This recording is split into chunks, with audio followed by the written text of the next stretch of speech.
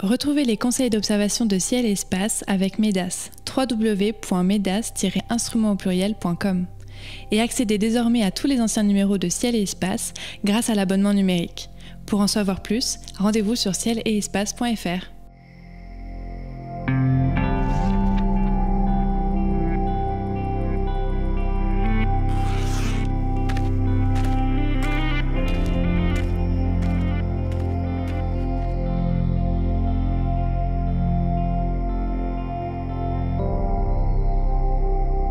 Bonjour et bienvenue sur les podcasts de Ciel et Espace. En compagnie de Cyril Birnbaum et de Sébastien Fontaine, voici les événements que je vous conseille d'observer en ce mois de février 2022. Cérès stationne sous les Pléiades le 1er février, Mars touche l'amas globulaire M22 le 5, Uranus n'est qu'à 1,5 degré de la Lune le 7, Vénus atteint sa magnitude maximale le 9, l'étoile 103 du Taureau est occultée par la Lune le 11, et la Lune occulte aussi l'étoile 139 du Taureau le 12. Et le Gegenschein sera observable autour du 22.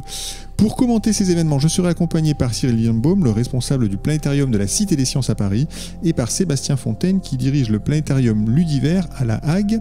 Je leur donne la parole dans quelques instants. Bonjour messieurs. Bonjour. Bonjour. Alors Sébastien, vous êtes loin à La Hague, mais c'est à vous que je donne la parole en premier comme à chaque émission. Donc chaque mois, vous avez la lourde tâche de débuter l'émission avec une petite chronique d'astronomie, d'histoire de l'astronomie en général. Ce mois-ci, de qui allez-vous nous parler ? Alors on va s'intéresser à quelqu'un qui n'est pas très connu dans le milieu des astronomes, c'est Ernst Chladni. Mais vous le connaissez évidemment. Oui, on en a fait une petite révision pas trop. Mais si, Cyril, c'est oui. les météorites. Alors, oui, exactement. Un spécialiste, il s'est fait connaître notamment pour l'étude des météorites. On va y revenir dans quelques instants. Et donc, ce Chladni est né en 1756. Il meurt en 1827. Et il va surtout, dans un premier temps, travailler sur l'acoustique. Alors Chladni est issu d'une famille vraiment de scientifiques, des gens extrêmement curieux, des savants, comme on disait encore à l'époque. Et donc Chladni est considéré aujourd'hui comme étant le fondateur de l'acoustique moderne. Il étudiait de façon expérimentale notamment les vibrations de différentes plaques. Peut-être que vous avez en tête les expériences qui mettent en exergue les figures de Chladni. Donc globalement, vous avez une plaque métallique que l'on fait vibrer avec l'aide d'un archet.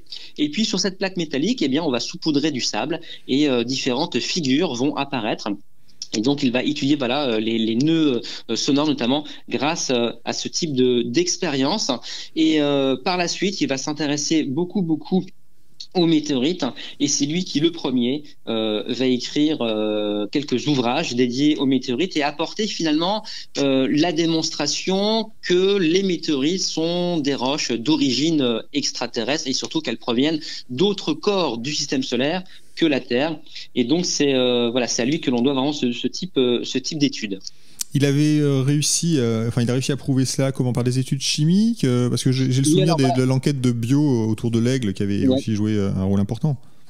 Oui, tout à fait. Alors, chimique, et puis aussi au niveau des contraintes mécaniques et thermiques, puisqu'en fait, il a fait toute une série d'expériences et il a apporté la démonstration que finalement, les météorites que l'on trouvait sur Terre, eh bien, les déformations thermiques qu'elles avaient pu subir n'étaient, selon lui, explicables que par la traversée violente de l'atmosphère de la Terre.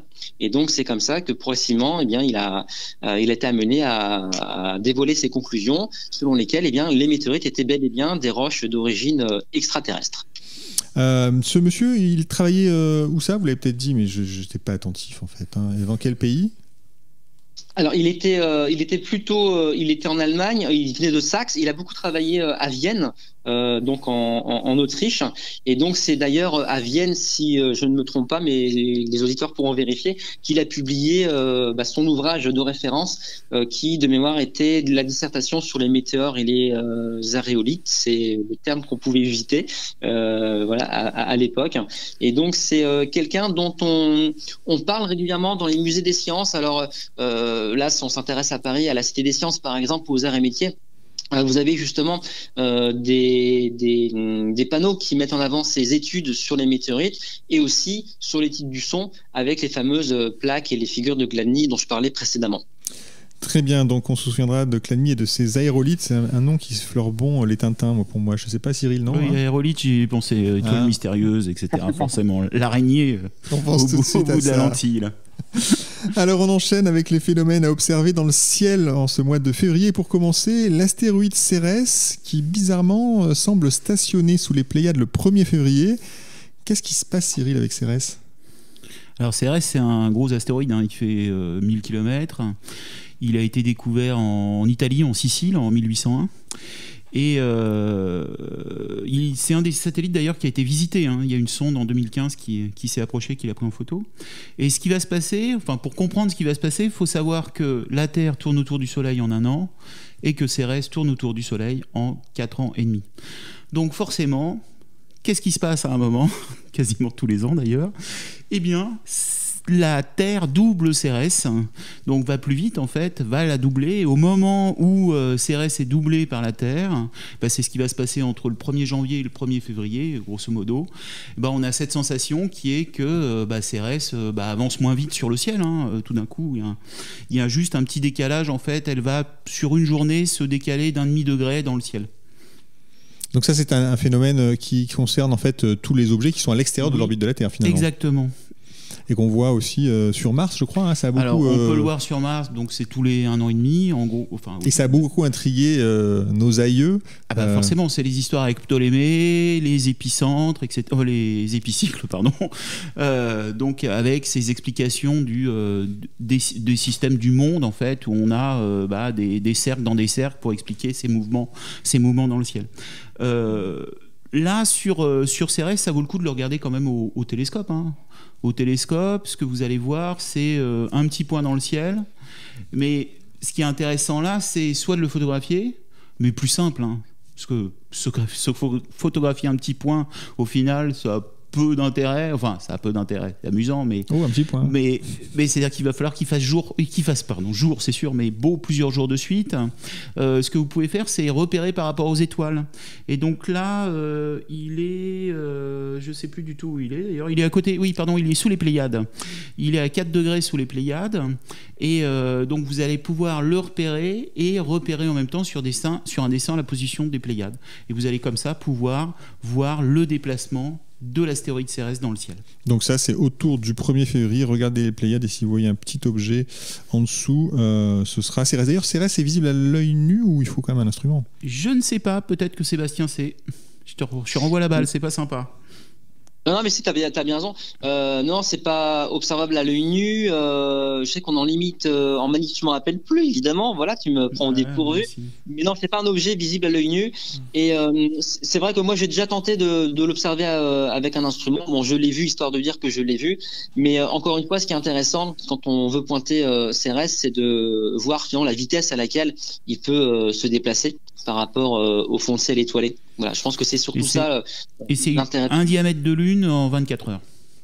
Oui, voilà, donc c'est extrêmement rapide en fait. Ça, c'est vraiment étonnant. Donc Cérès a observé autour du 1er février sous les Pléiades. Le 5, une jolie observation, d'ailleurs sans doute peut-être une photo, avec Mars qui touche pratiquement l'amas globulaire M22. Mais ça, c'est plutôt pour les tropiques, Sébastien, je crois. Oui, parce que M22 et là la position de Mars actuellement sur l'écliptique, on est sur le haut de la constellation du Sagittaire. Vous savez, cette constellation du zodiaque qui ressemble plus à une théière qu'à toute autre chose. Et donc, à nos latitudes, cette région du ciel est dans les périodes les plus favorables toujours extrêmement bas sur l'horizon, et donc là voilà, l'observation est rendue un petit peu délicate par la faible hauteur au-dessus de notre horizon, mais ce qui est intéressant quand même, c'est la proximité relative entre Mars et l'amas globulaire, puisqu'on est à une dizaine de minutes. 2 minutes d'arc. Mars, bien sûr, parfaitement visible à l'œil nu, tout comme d'ailleurs l'amas globulaire quand les conditions d'observation sont bonnes et surtout quand l'amas globulaire est un peu plus haut au-dessus de l'horizon. Et comme vous en parliez, les amas globulaires, quelques rappels. Il s'agit d'une catégorie un peu particulière, précise, d'amas d'étoiles, qui compte quelques centaines de milliers d'étoiles en général.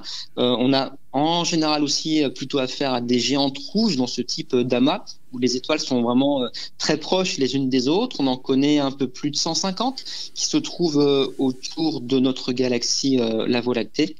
Et plusieurs de ces amas globulaires se trouvent dans le catalogue Messier, dont on a déjà parlé à ce micro à plusieurs reprises.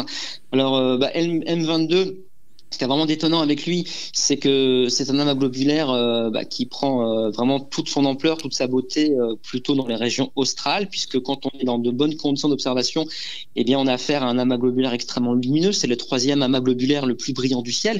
Et pour les auditeurs qui connaissent bien M13, qui est un petit peu l'archétype de l'amas globulaire dans nos régions, M22 est plus lumineux encore que notre M13, que l'on observe dans la constellation d'Hercule plutôt en été.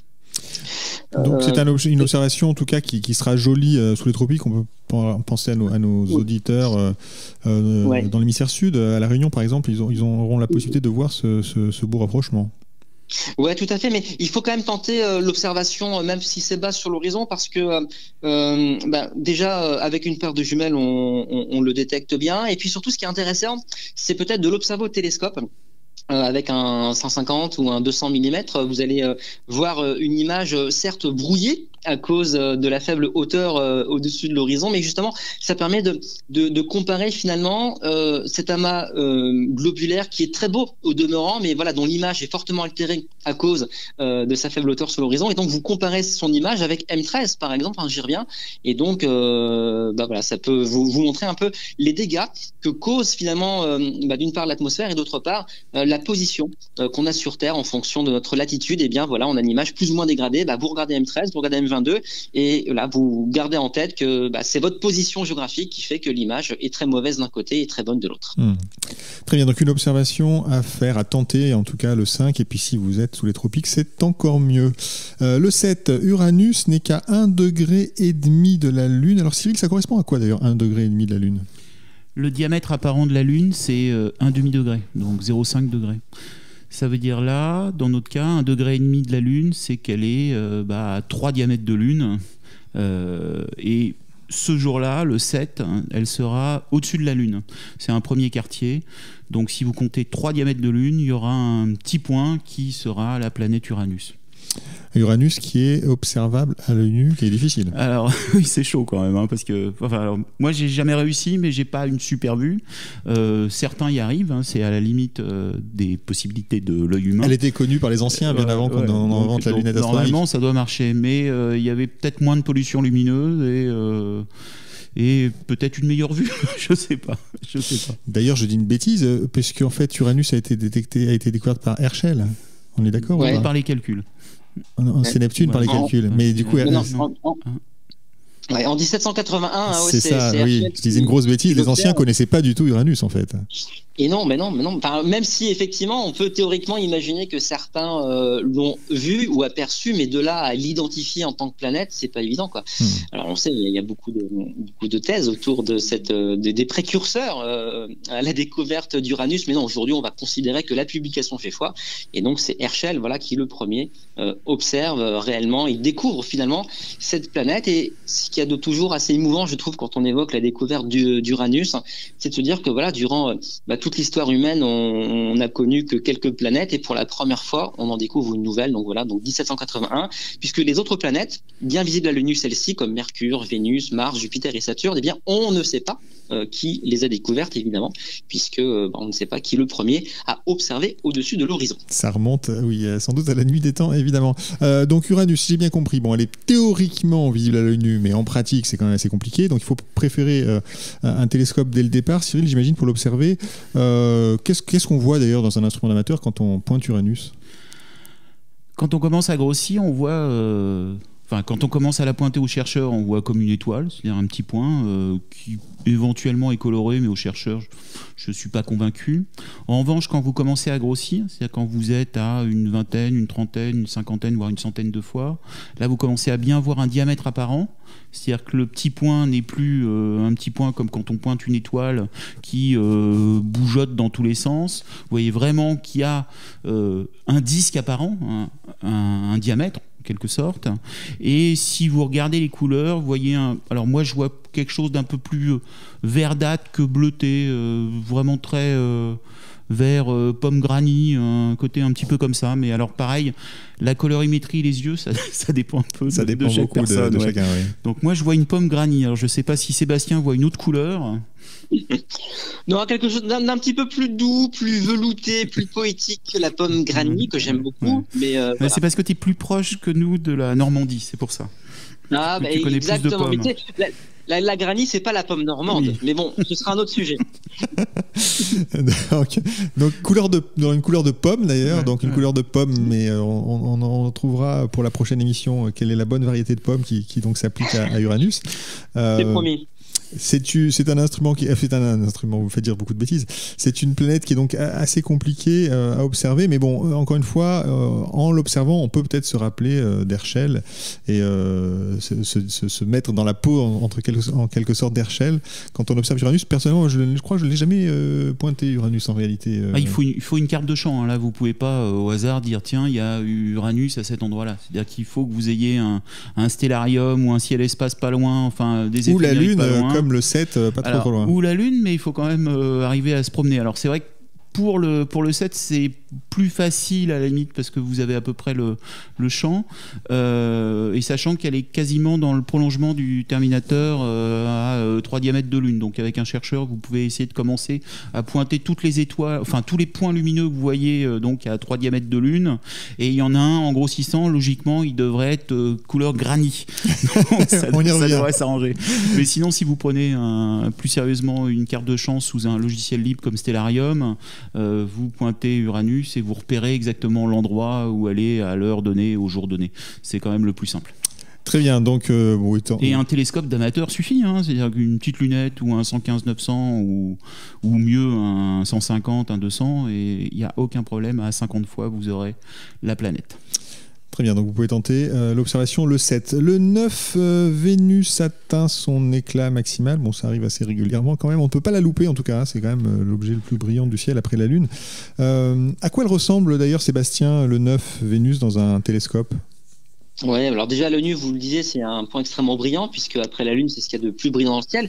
Et il est toujours utile de rappeler que Vénus, quand elle est très éclatante comme en ce moment, eh bien on la voit à l'œil nu, y compris en plein jour, c'est-à-dire le Soleil au-dessus de l'horizon. On peut toujours voir Vénus comme un point brillant dans la clarté du crépuscule. Pour répondre à votre question, donc dans un instrument, dès la lunette d'initiation, et donc une 60, voilà, typiquement, on va commencer à observer ces phases. Et là, on a une phase de croissant, un joli croissant.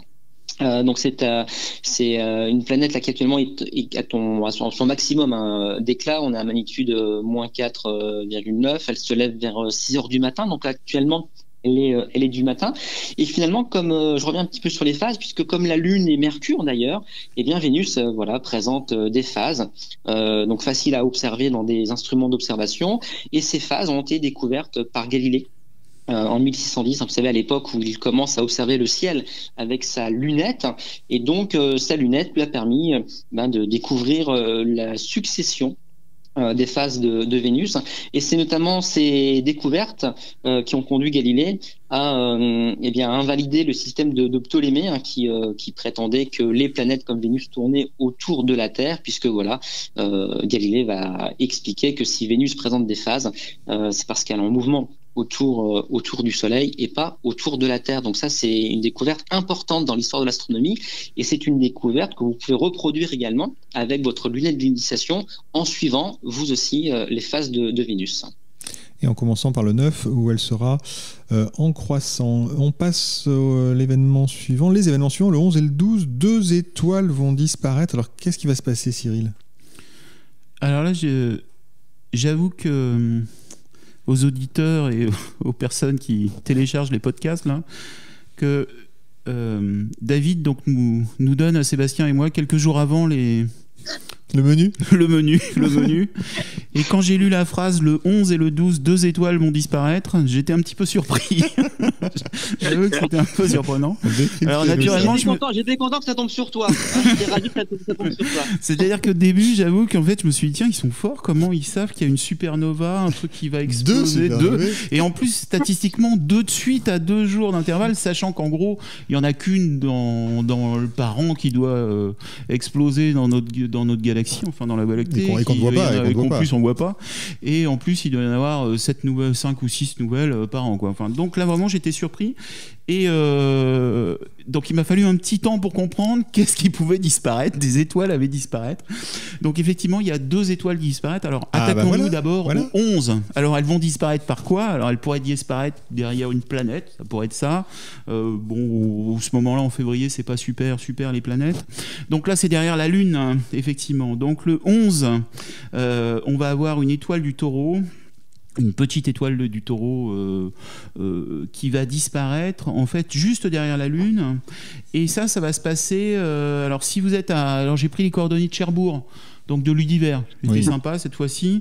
Donc les coordonnées géographiques, c'est 49 degrés 38 minutes de latitude nord, et 1 degré 36 ouest. Donc si vous êtes à l'observatoire au planétarium de Cherbourg, à 1h50 et 27 secondes, vous allez avoir une étoile qui va disparaître côté non éclairé de la Lune, côté Terminator. Et puis à 2h50, donc quasiment 1 heure après, elle va réapparaître de l'autre côté. Pourquoi vous avez donné des horaires aussi précis pour Cherbourg ? Alors parce qu'en fonction de l'endroit où vous êtes sur Terre, vous allez le voir ou vous n'allez pas le voir. Donc ce qui se passe, c'est que si vous êtes beaucoup plus au nord de Cherbourg, si vous êtes peut-être en Suède, l'étoile elle va passer au-dessus de la Lune, elle va pas être cachée par la Lune. En fait, c'est plutôt la Lune est beaucoup plus proche que l'étoile, donc c'est une histoire de parallaxe, et vous allez avoir comme ça en fait la Lune qui va cacher plus ou moins des étoiles. Voilà. C'est parce que la Lune est quand même relativement proche de nous comparé à cette lointaine étoile, évidemment. Donc 380 000 km, c'est beaucoup plus près, oui. Donc ça, c'est le 11, et donc le 12, la même chose se reproduit, c'est ça ? Alors non, justement, ce qui se passe, c'est que c'est une autre étoile. Donc là, c'est 139 taureaux. La précédente, c'était 103 taureaux. Elle est un petit peu plus brillante, celle-ci. Et ce qui est rigolo, c'est que si vous êtes à Cherbourg, justement, elle frôle la Lune. Donc vous allez la voir passer juste sur le côté nord de la Lune, juste au-dessus de la Lune. Alors ça, c'est intéressant, parce que pour les atmosphères sceptiques, je ne sais pas si ça existe, on pourrait se poser la question, est-ce qu'il existe une atmosphère sur la Lune ? Ah oui. Et justement, si Sébastien, le 12 donc février, pouvait vérifier pour nous, alors je t'explique un petit peu la manip, Sébastien, donc il suffit que tu prennes une caméra, là, et il va falloir pointer l'étoile bien avant le début du passage le long de la Lune. Et ce qui va se passer, c'est que si tu pointes donc avec une caméra l'étoile, imaginons qu'il y ait une atmosphère, au moment où l'étoile va passer au ras de la Lune, donc la lumière de l'étoile va être diffusée dans l'atmosphère, et la luminosité de l'étoile pendant tout le phénomène, en fait pendant la durée du phénomène, du passage de près de la Lune, va en fait diminuer. C'est comme ça qu'on a découvert certaines atmosphères. Donc le but là, je crois que tu ne découvriras pas d'atmosphère, par contre. Donc là, il faudra que tu attendes un petit peu plus tard, un peu plus tôt en fait, ça sera mieux pour toi. Ça démarrera à minuit, à 1h du matin, et ça finira à 1h32, mais il faudra être en gros à la latitude de Lyon pour voir correctement le phénomène. D'accord. Très bien, donc il faut être à Lyon pour voir l'occultation du 12, aussi sans doute l'occultation du 11. Donc, ça veut dire qu'il y a une bande en France où on verra les 2 occultations, et puis à certains endroits on n'en verra qu'une, et l'une ou l'autre selon où on est par rapport à cette bande. Bon, c'est compliqué, non, c'est pas si compliqué que ça. En tout cas, reportez-vous si vous le souhaitez à Ciel et Espace pour en savoir plus sur ces 2 occultations du 11 et 12 février. On termine avec le 26, nous pourrons observer le Gegenschein. C'est quoi ça? Ce n'est pas un monstre, Sébastien. Qu'est-ce que c'est que cette lueur qui se trouve dans le ciel? Ouais, c'est le point anti-solaire qu'on peut dire aussi en bon et vieux français. Donc c'est une très faible lueur qui est située sur l'écliptique à l'opposé du Soleil et qui rend compte finalement de la réflexion de la lumière de notre étoile sur des particules qui sont situées dans le plan de l'écliptique. Alors pour observer le Gegenschein, il faut vraiment un ciel très sombre, je vous le cache pas, au point que même l'éclat d'une planète comme Vénus peut vous embêter si vous cherchiez à voir le Gegenschein, et même l'éclat de la Voie lactée peut être embêtant. Moi, je suis pas convaincu d'avoir déjà vu le Gegenschein dans ma vie. Certains m'ont affirmé pourtant que le Gegenschein était présent au-dessus d'horizon, mais honnêtement, c'est une lueur très très faible. Voilà, donc ça fait partie des phénomènes pas atmosphériques, mais des phénomènes lumineux un peu particuliers à tenter de percevoir quand on est amoureux quand même des observations. Donc là, c'est très très compliqué. C'est encore plus compliqué que la fameuse lumière zodiacale. C'est le même phénomène, si j'ai bien compris, sauf qu'on ne regarde pas dans le même sens. Ouais. Hein. On regarde à l'opposé du Soleil. Exactement. Là, on regarde vraiment à l'opposé du Soleil. Alors, je sais que quand j'étais jeune, c'était un truc qui m'avait fasciné, mais quand j'étais tout petit, quand j'avais visité le planétarium de Reims, on se refait pas. Et je me souviens, à chaque fois, je suis tombé sur un animateur du planétarium qui était focalisé sur le Gegenschein, et il parlait du Gegenschein à chaque séance de planétarium. C'est un truc que je n'ai jamais fait moi au planétarium, et je ne sais pas si Cyril en parle sous sa coupole. Mais voilà, c'est quand même une observation assez exotique. Pas du tout, dit Cyril. Bon, alors on va quand même essayer de convaincre nos auditeurs de tenter, surtout s'ils habitent en montagne et s'ils ont l'opportunité de pouvoir grimper sur un sommet. Quoique on est en février, c'est peut-être pas forcément le meilleur moment. Mais en tout cas, tentez l'observation. Et si vous l'avez faite, eh bien, on vous croira sur parole, à moins que ça puisse se photographier, peut-être, Cyril? Aucune idée. J'ai même, je pense pas avoir vu de photo. Non, je sais pas. Alors là, avec on a réussi à coincer Cyril. Alors le moment est avec historique. Photoshop, je peux la faire, mais c'est pas le but. Non, Très bien. Je sais pas, j'ai pas vu ça. Ok, bon alors on a coincé Cyril Birnbaum. Si vous avez une photo du Gegenschein, envoyez-nous absolument à Ouvert la nuit @ciel-espace. Sans tricher, sans tricher la photo. Et sans tricher.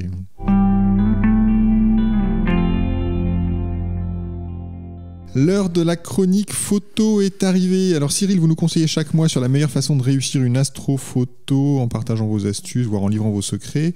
Ce mois-ci, quel va être le thème de la chronique? Alors c'est une astuce qui n'est pas à moi. C'est un copain astro-amateur qui s'ennuyait pendant le deuxième confinement et qui avait une imprimante 3D à disposition, ça va faire plaisir à Sébastien, et qui a fabriqué en fait ce qu'on appelle un masque de Bastinov, et qui en fait est une aide à la mise au point quand on fait une photo. Alors je vous explique le principe, parce que alors moi j'avais déjà fabriqué ça avec un morceau de carton, vous pouvez aussi le faire avec un morceau de carton, mais effectivement le faire en imprimante 3D c'est beaucoup plus joli et beaucoup plus propre. Pour faire une mise au point de nuit sur un appareil, donc alors c'est plutôt avec un téléobjectif ou même une mise au point avec votre lunette astronomique si vous prenez une planète ou la Lune, tout bêtement. La difficulté, c'est que même avec le live view de l'appareil photo, on n'est pas toujours sûr d'être bien net. En plus, il y a la turbulence qui fait que ça bouge un petit peu. Enfin, on n'est pas convaincu à 100% à chaque fois. Donc il y a une solution qui est assez classique, connue de tous les photographes, c'est de prendre un morceau de carton et de faire 2 trous devant. Alors 2 trous, c'est si vous avez une ouverture, je ne sais pas, sur votre objectif qui fait, ou votre télescope de 100 mm, bah vous faites 2 petits trous de 2 cm que vous espacez au maximum.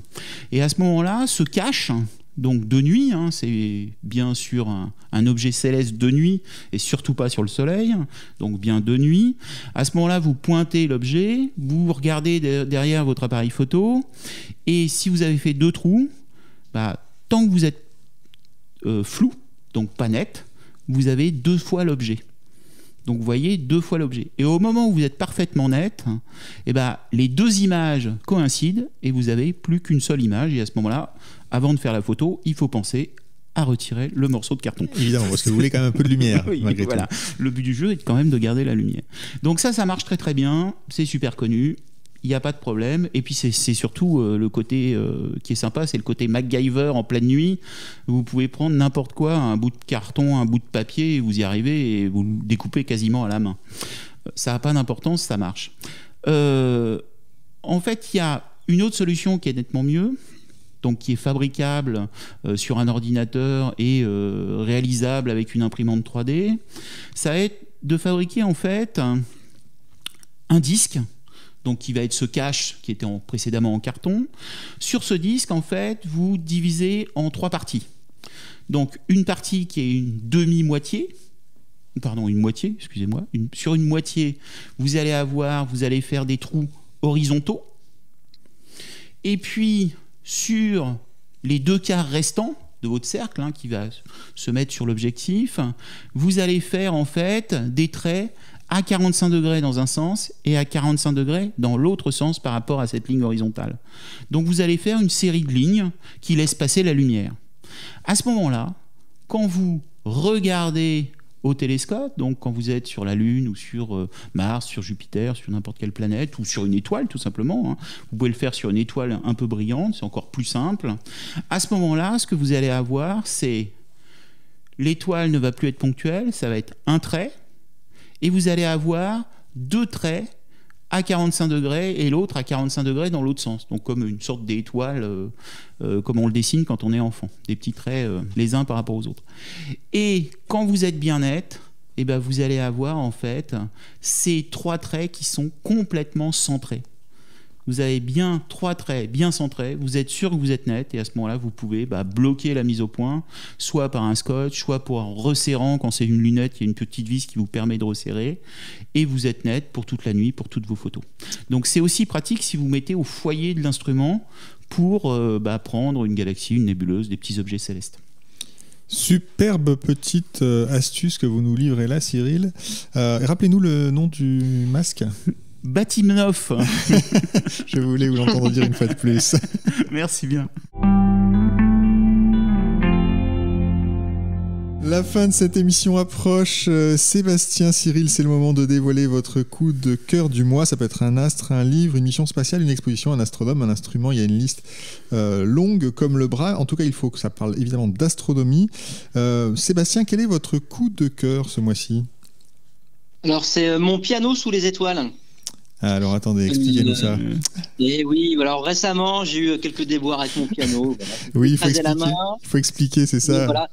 Et oui, le mois dernier, j'étais remplacé par quelqu'un, ce micro, puisque quelques heures auparavant de l'enregistrement, j'ai fait malencontrement, je me suis cogné la main avec un piano et mon piano est tombé sur le pied, donc je me suis écrasé la main, écrasé le pied. Et du coup, on n'a pas eu votre accent normand pendant une émission, on a eu un accent du sud-ouest. Exactement, on a troqué les accents, mais bon, j'étais très bien remplacé évidemment.